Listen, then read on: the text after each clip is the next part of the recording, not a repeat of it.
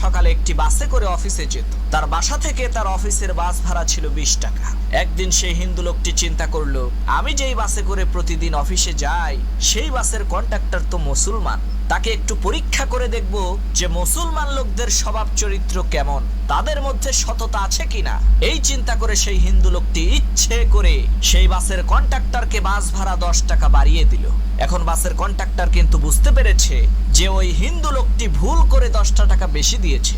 সে তখন খুশি হয়ে মনে মনে চিন্তা করছে, যাক আজকে এই 10 টাকা দিয়ে মজা করে একটা রুটি আর কলা খাবো, না হয় আরাম করে বসে 1 কাপ দুধ চা আর 2টা বিস্কুট খাবো। আবার চিন্তা করছে, আরে মাত্র 10টা টাকাই তো, দিয়েই দেই। তখন সেই কন্ডাক্টর সেই হিন্দু লোকটিকে তার 10 টাকা ফিরিয়ে দিয়ে বলল, ভাই আপনি ভুল করে 10টা টাকা বেশি দিয়েছিলেন। তখন সেই হিন্দু লোকটি বলল, ভাই আমি ভুল করে 10 টাকা বেশি দেইনি, তোমরা মুসলমানেরা কেমন, তোমাদের মধ্যে সততা আছে নাকি সেটা পরীক্ষা করার জন্যই আমি ইচ্ছা করে তোমাকে 10টা টাকা বেশি দিয়েছিলাম, কিন্তু এখন আমি বুঝতে পারলাম তোমাদের মুসলমানদের মধ্যে সততা আছে।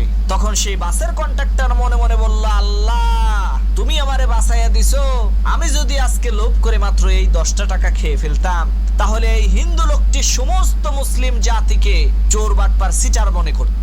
আল্লাহ তুমি আমার সম্মান রক্ষা করছো।